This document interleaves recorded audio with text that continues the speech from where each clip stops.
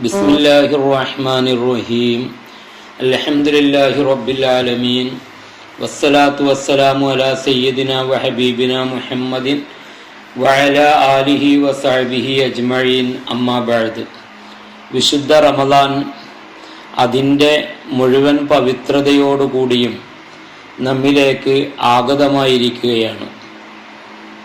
ആ റമളാനിനെ വരവേൽക്കാൻ വേണ്ടി വിശ്വാസി സമൂഹം അവരുടെ മനസ്സുകൊണ്ടും ശരീരം കൊണ്ടും മറ്റുള്ള സർവ്വത് കൊണ്ടും ഒരുപോലെ ഒരുങ്ങിയിരിക്കുകയാണ്. റബ്ബ് സുബ്ഹാനഹു വ തആല നാം എല്ലാവർക്കും അതിനെ ഏറ്റവും പവിത്രമായ നിലയ്ക്ക് സ്വീകരിച്ചയക്കാൻ തൗഫീക്ക് നൽകട്ടെ എന്ന് ആദ്യമായി ദുആ ചെയ്യുകയാണ്. നിബ്രാസിൻ്റെ തർത്തീബ് എന്ന ഖുർആൻ ക്ലാസിൻ്റെ ഭാഗമായി സൂറത്തുൽ ബഖറയിലെ 183 ആയത്ത് മുതലാണ് ഇന്ന് പ്രതിപാദിക്കുന്ന വിഷയം. സൂറത്തുൽ ബഖറക്കുള്ള ഏറ്റവും വലിയ പ്രത്യേകത എന്നാൽ ഇസ്ലാമിലെ മിക്ക നിയമങ്ങളും സൂറത്തുൽ ബഖറയിൽ പരാമർശിച്ചിട്ടുണ്ട്. നിസ്കാരവും സക്കാത്തും ഹജ്ജും തുടങ്ങി പലതും. അതുപോലെ വിശുദ്ധ റമളാനിനെ കുറിച്ചും നന്നായി പ്രതിപാദിച്ച ഒരു സൂറത്താണ് സൂറത്തുൽ ബഖറ. അതിൻ്റെ 183 ആയത്ത് നമ്മൾക്ക് ഇങ്ങനെ ഓതാം. ബിസ്മില്ലാഹിർ റഹ്മാനിർ റഹീം. യാ അയ്യുഹല്ലദീന ആമനൂ കുതിബ അലൈക്കുമുസ് സിയാമു കമാ കുതിബ അലല്ലദീന മിൻ ഖബ്ലികും ലഅല്ലകും തത്തഖൂൻ. യാ അയ്യുഹല്ലദീന ആമനൂ, ഓ സത്യവിശ്വാസികളെ. ഖുർആൻ ഒരുപാട് സ്ഥലത്ത് യാ അയ്യുഹന്നാസ്, ഓ ജനങ്ങളെ എന്ന് സംബോധനം ചെയ്തിട്ടുണ്ട്. എന്നാൽ പല സ്ഥലങ്ങളിലും വിശ്വാസികളെ എന്നാണ് ഖുർആൻ വിളിക്കുന്നത്. വിശ്വാസികളോട് പ്രത്യേകമായി പറയാനുള്ള കാര്യങ്ങൾ പറയുന്നതിന് വേണ്ടിയും അവരോടാണ് ഈ കാര്യങ്ങൾ പറഞ്ഞാൽ ഉപകാരമുണ്ടാവുക എന്നതുകൊണ്ടും വിശ്വാസി സമൂഹത്തെ പ്രത്യേകമായി ഉണർത്തേണ്ട കാര്യങ്ങളായിരിക്കുമ്പോഴുമെല്ലാമാണ് ഓ വിശ്വാസികളെ എന്ന് ഖുർആൻ അഭിസംബോധന ചെയ്യാറുള്ളത്. ജനങ്ങളോട് മൊത്തമായി പറയാനുള്ളതും എല്ലാത്തരം ജനങ്ങളും ഉൾക്കൊള്ളേണ്ടതുമായ വിഷയങ്ങൾ പറയുമ്പോൾ യാ അയ്യുഹന്നാസ് എന്ന് വിശുദ്ധ ഖുർആൻ വിളിക്കും. അതിൻ്റെ ഉദാഹരണങ്ങളിലേക്ക് ഇപ്പോൾ ഞാൻ കടക്കുന്നില്ല. ഓ വിശ്വാസികളെ, കുതിബ അലൈക്കുമുസ് സിയാം, നോമ്പ് നിങ്ങൾക്ക് നിർബന്ധമാക്കപ്പെട്ടിരിക്കുന്നു. കമാ കുതിബ അലല്ലദീന മിൻ ഖബ്ലികും, നിങ്ങളുടെ മുമ്പിലുള്ള മുൻകഴിഞ്ഞു പോയ സമുദായങ്ങൾക്ക് അതിനെ നിർബന്ധമാക്കപ്പെട്ടതുപോലെ.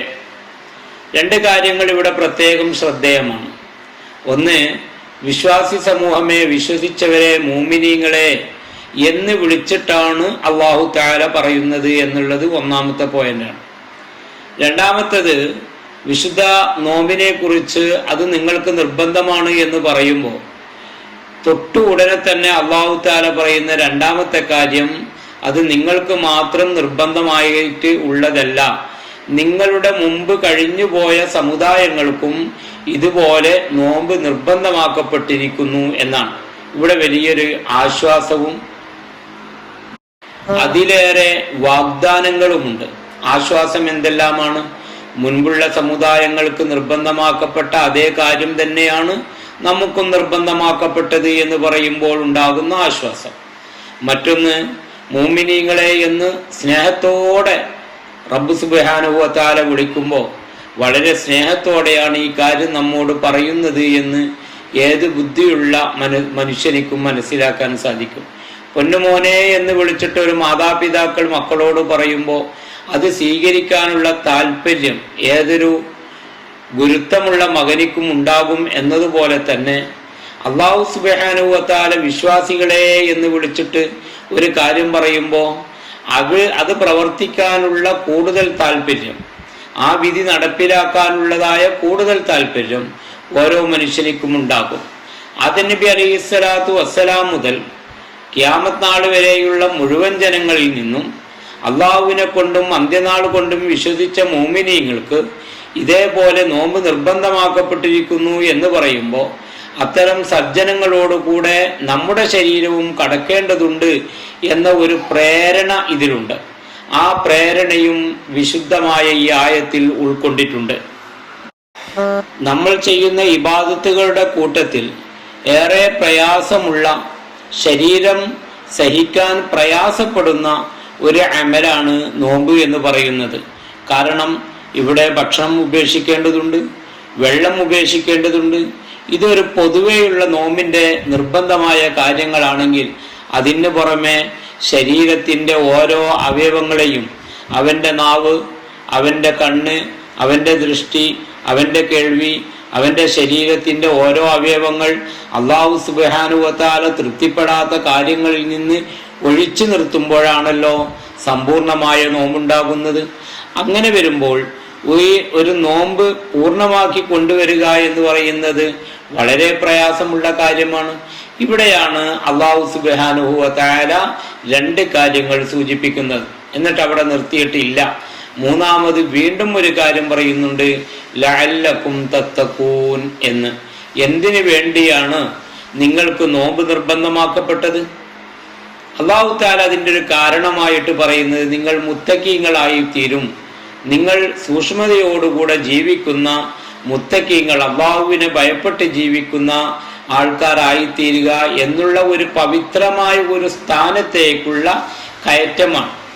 ഫലക്ക് തഹമൽ അഖബ എന്ന് ഖുർആൻ മറ്റൊരു ആയത്തിൽ ചോദിച്ചല്ലോ, എന്താണ് നിങ്ങൾ കടമ്പകൾ വിട്ടുകിടക്കാത്തത്? വലിയ വലിയതായ കടമ്പകളുണ്ട്, അത് വിട്ടുകിടക്കുമ്പോഴാണ് ഒരു മനുഷ്യൻ വിജയത്തിലേക്ക് എത്തുന്നത്. ഇവിടെ തെറ്റുകുറ്റങ്ങളിൽ നിന്നും തടിയുടെ ആഗ്രഹങ്ങൾ, തടീച്ച എന്ന് പറയും, ആ ശരീരത്തിൻ്റെ ആഗ്രഹങ്ങളിൽ നിന്നും ശരീരത്തെ തടഞ്ഞു നിർത്തിക്കൊണ്ട് അല്ലാഹു സുബ്ഹാനഹു വ തആലയുടെ തൃപ്തിയിലേക്കും ഇഷ്ടത്തിലേക്കും ശരീരത്തെ വഴി നടത്തേണ്ടതുണ്ട്. അതിനിക്കുൾ ശരീരത്തെ പാകപ്പെടുത്തിയെടുക്കാൻ നോമ്പ് കാരണമാകുമെന്നാണ് ഈ ആയത്തിലൂടെ അല്ലാഹു സുബ്ഹാനഹു വ തആല പറയുന്ന പ്രധാനപ്പെട്ട പോയിന്റ്.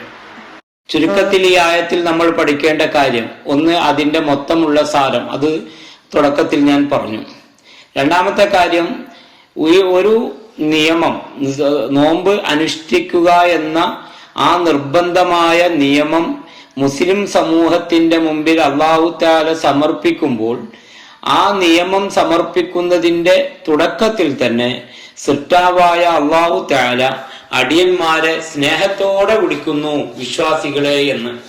രണ്ടാമത്തത്, നിയമം പറഞ്ഞ ഉടനെ ഇത് നിങ്ങൾക്ക് മാത്രമുള്ള നിയമമല്ല, നിങ്ങളുടെ മുൻഗാമികളായ സമൂഹത്തിനും ഇതേ നിയമം ബാധകമായിരുന്നു എന്ന ഒരു ആശ്വസിപ്പിക്കൽ. മൂന്നാമത്തത്, ഈ ഒരു നിയമം നടപ്പിലാക്കൽ കൊണ്ട് എന്താണ് ഉദ്ദേശിക്കുന്നത്? നിങ്ങളെ പ്രയാസപ്പെടുത്തലല്ല, നിങ്ങളെ ബുദ്ധിമുട്ടിക്കലുമല്ല, നിങ്ങളുടെ ശരീരത്തെ ഒന്ന് ബുദ്ധിമുട്ടിച്ചുകൊണ്ട് പ്രയാസപ്പെടുത്തിക്കൊണ്ട് അങ്ങനെ നിങ്ങളുടെ ശരീരത്തിനെ മെരുക്കിയെടുക്കുക, അങ്ങനത്തെ ഒന്നുമല്ല അല്ലാഹു തആല ഉദ്ദേശിക്കുന്നത്. പിന്നെന്താണ് ഉദ്ദേശിക്കുന്നത്? നിങ്ങൾ എല്ലാവരും മുത്തഖീങ്ങളുടെ കൂട്ടത്തിലായി തീരണം. ആ മുത്തഖീങ്ങളെ മാത്രമേ അല്ലാഹു തആല സ്വീകരിക്കുന്നുള്ളൂ. ഇന്നമാ യതഖബ്ബലു മിനൽ മുത്തഖീൻ എന്നാണ്. മുത്തഖീങ്ങളിൽ നിന്ന് മാത്രമേ അല്ലാഹു തആല ഏതൊരു സൽക്കർമ്മവും സ്വീകരിക്കുകയുള്ളൂ. അപ്പോൾ നിങ്ങൾക്ക് മുത്തഖീങ്ങളാകാൻ താല്പര്യമുണ്ടോ?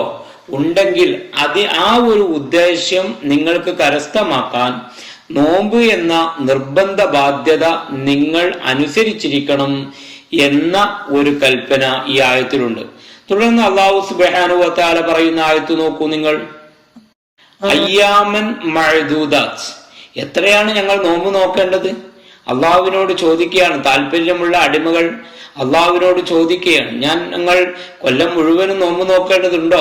അപ്പൊ അല്ലാഹു തആല മറുപടി, അങ്ങനെയൊന്നും വേണ്ടതില്ല. പിന്നെന്താണ്? എണ്ണിത്തിട്ടപ്പെടുത്തപ്പെട്ട ഏതാനും ദിവസങ്ങൾ, ആ ദിവസങ്ങൾക്കാണ് ഒരു മാസം എന്ന് പറയുന്നത്. 12 മാസങ്ങളിൽ ഒരേ ഒരു മാസം മാത്രമാണ് നിങ്ങളോട് നിർബന്ധമായിട്ട് കൽപ്പിക്കുന്നത്. വൽ മുറാദു ബിഹാ റമദാനു എന്ന് ഇതിന്റെ തഫ്സീറിൽ കാണാം. ഈ തിട്ടപ്പെടുത്തപ്പെട്ട ദിവസങ്ങൾ എന്ന് പറഞ്ഞത് കൊണ്ട് ഉദ്ദേശിക്കുന്നത് റമദാൻ മാസമാണ്. ഫമൻ കാന മിൻകും മരീദൻ ഔ അലാ സഫരിൻ ഫഇദ്ദത്തും മിൻ അയ്യാമിൻ ഉഖർ. അള്ളാഹുവിന്റെ രണ്ടാമത്തെ നിയമം അവിടെ പറയുകയാണ്.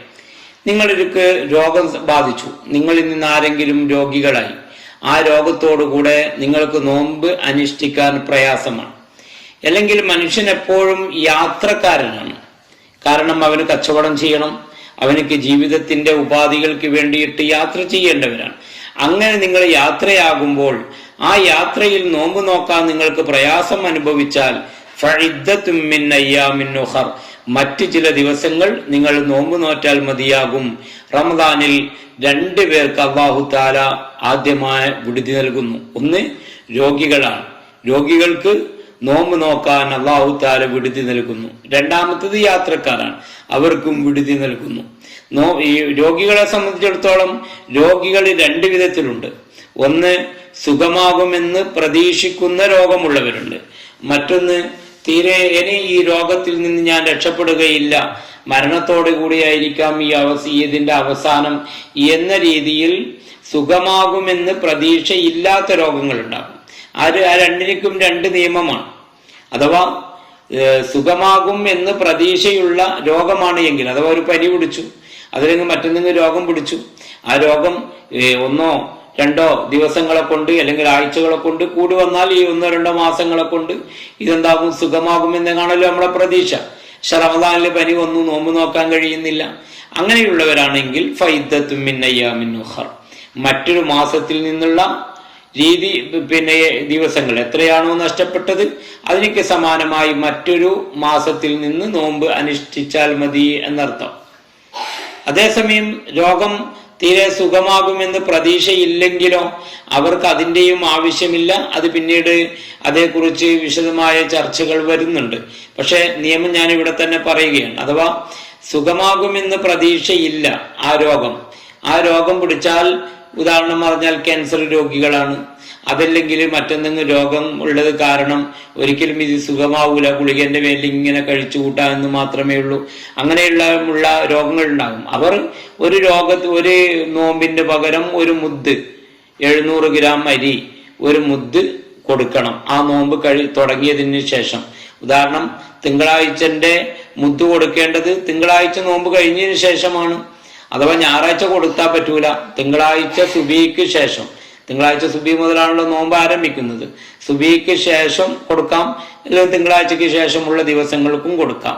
അഥവാ അന്നത്തെ പകലോ അതിനുശേഷമുള്ള സമയങ്ങളിലോ ആണ് ആ മുദ്ദ് കൊടുക്കേണ്ടത് എന്നത് പ്രത്യേകം സ്മരിക്കേണ്ട കാര്യമാണ്. അപ്പൊ ഫഇദ്ദത്തും മിൻ അയ്യാമിൻ ഉഖർ വഅലല്ലദീന യുതീഖൂനഹു ഫിദിയത്തുൻ തആമു മിസ്കീൻ. അടുത്ത നിയമം അല്ലാഹു തആല പറയുകയാണ്, വഅലല്ലദീന യുതീഖൂനഹു ഫിദിയത്തുൻ തആമു മിസ്കീൻ. ഈ ഭാഗം മുഫസ്സിരീങ്ങൾ ഏറെ ചർച്ച ചെയ്യപ്പെട്ട ഭാഗമാണ്. മുമ്പ് അവർക്ക് കഴിവുണ്ടായിരുന്നു, പക്ഷേ ഇപ്പോൾ 2 കാരണങ്ങളാൽ, ഒന്നെങ്കിൽ അവർക്ക് പ്രായമുള്ളവരായി, വാർദ്ധക്യം കാരണം, അതല്ലെങ്കിൽ നേരത്തെ പറഞ്ഞ ഇനിയൊരിക്കലും സുഖമാകുമെന്ന് പ്രതീക്ഷയില്ല, അത്തരം രോഗം പിടിപെട്ടിട്ടുണ്ട്. അവർക്ക് മുമ്പ് കഴിവുള്ളവരായിരുന്നു, ഇപ്പോൾ കഴിവില്ല എന്നർത്ഥം. അതല്ലെങ്കിൽ ശരഈയായ നിലക്കുള്ള തടസ്സമല്ല, അവരുടെ ശാരീരികമായ തടസ്സങ്ങളാണ്. ആ തടസ്സങ്ങൾ കാരണം നോമ്പ് നോക്കാൻ കഴിയുന്നില്ല. അങ്ങനെയുള്ള ആൾക്കാർ മിസ്കീന്മാർക്ക്, പാവപ്പെട്ട ജനങ്ങൾക്ക് പ്രായശ്ചിത്തമായിട്ട് ഭക്ഷണം കൊടുക്കണം, അത് ഒരു മുദ്ദ് കൊടുക്കണം എന്നാണ്.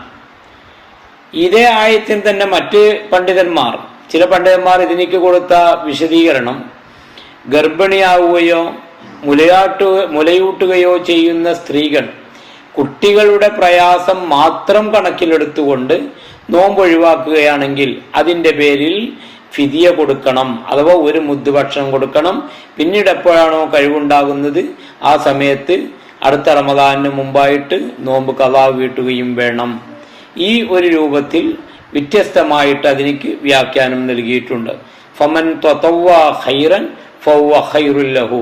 ഒരാൾ ഒരു മുദ്ദ് കൊടുക്കുന്നതിന് പകരം കൂടുതൽ അരിയാണ് അയാൾ കൊടുത്തത് എങ്കിൽ അത് അവർക്ക് ഗുണകരമാണ്. വൻ തസൂമു ഖൈറുൽ ലക്കും ഇൻ കുന്തും തഅലമൂൻ. നിങ്ങൾ യാത്രക്കാരാണ്, കൂടുതൽ പ്രയാസമൊന്നുമില്ല, രോഗമുണ്ട്, നോമ്പ് നോക്കാൻ സാധിക്കും, വലിയ പ്രയാസമൊന്നും ഉണ്ടാവുകയില്ല. അങ്ങനെയുള്ള ഘട്ടങ്ങളിലൊക്കെ നിങ്ങൾ നോമ്പ് നോക്കുക എന്ന് പറയുന്നത് അത് നിങ്ങൾക്ക് വളരെ ഗുണകരമാണ്. യാത്രക്കാരന് നോമ്പ് നോക്കൽ നിർബന്ധമില്ല എന്ന് പറയുമ്പോഴേക്കും നോമ്പ് ഉപേക്ഷിച്ചുകൊണ്ട് വെള്ളവും ഭക്ഷണവും കഴിക്കുന്ന ഒരു അവസ്ഥ നിങ്ങൾ ഒഴിവാക്കണം. അങ്ങനെ ഒഴിവാക്കിയിട്ട് നിങ്ങൾ നോമ്പിനെ ആദരിക്കുകയും ബഹുമാനിക്കുകയും അത് അനുഷ്ഠിക്കുകയും ചെയ്യുക എന്നുള്ളത് നിങ്ങൾക്ക് വളരെ ഗുണകരമാണ്. ഇൻകുന്തും തഅലമൂൻ, അത് ഗുണകരമാണ് എന്ന് നിങ്ങൾക്ക് ശരിക്കും ബോധ്യമാകണമെങ്കിൽ നിങ്ങൾക്ക് ഇൽമുള്ളവർ, നിങ്ങൾ അറിവുള്ളവർ, ജ്ഞാനികളായി തീരണം. നിങ്ങൾക്ക് അറിവില്ലാത്തത് കാരണമാണ് അതേക്കുറിച്ചുള്ള ബോധം നിങ്ങൾക്ക് വരാത്തത് എന്ന് ഖുർആൻ പറയുന്നു. എന്നിട്ട് അല്ലാഹു തആല അടുത്ത ആയത്തിൽ പറയാണ് ഷഹ്റു റമളാൻ. ഇവിടെയാണ് ആ അയ്യാമും മഅദൂദാത്തിന്റെ വിശദീകരണം മൂന്നാമത്തെ ആയത്തിൽ വന്നു. ഒന്നാമത്തെ ആയത്തിൽ നിങ്ങൾ നോമ്പ് നോക്കണം, അത് നിങ്ങൾക്ക് നിർബന്ധമാക്കി എന്ന് മാത്രം പറഞ്ഞു. അടുത്ത ആയത്തിൽ 184 ആയത്തിൽ അത് കുറച്ച് ദിവസങ്ങളാണ്, ഒരു കൊല്ലത്തിലേക്ക് ചേർത്തി നോക്കുമ്പോൾ കുറച്ച് ദിവസങ്ങളാണ്, അയ്യാമും മഅദൂദാത്താണ് എന്ന് പറഞ്ഞു. അത് ഒന്നും കൂടി വ്യക്തമാക്കിയിട്ട് മൂന്നാമത്തെ ആയത്തിൽ പറയുന്നത് ഏത് മാസമായിരിക്കണം? ഷഹ്റു റമളാൻ, ആ മാസമായിരിക്കണം എന്ന്. ആ റമളാനിന്റെ പുണ്യം, അതിന്റെ മഹത്യം എന്താണ്? അല്ലദീ ഉൻസില ഫീഹിൽ ഖുർആൻ, ഖുർആൻ ആ മാസത്തിലാണ് ഇറങ്ങിയത്.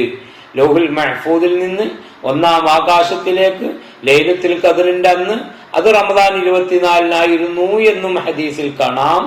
അങ്ങനെ ഖുർആൻ ഇറക്കപ്പെട്ടു എന്നുള്ള നിലക്ക് പവിത്രമുള്ളതായ റമദാൻ മാസം, അതിലാണ് നിങ്ങൾ നോമ്പ് നോക്കേണ്ടത്. ഈ ആയത്തിൽ പിന്നെയും കുറെ വിശദീകരണങ്ങൾ വരുന്നുണ്ട്. അത് ഇൻഷാ അല്ലാഹ് വഴിയെ മനസ്സിലാക്കാം. അല്ലാഹു സുബ്ഹാനഹു വ തആല തൗഫീഖ് നൽകട്ടെ. നമ്മൾ പറഞ്ഞതും കേട്ടതും ദുനിയാവിലും ആഖിറത്തിലും ഉപകാരപ്രദം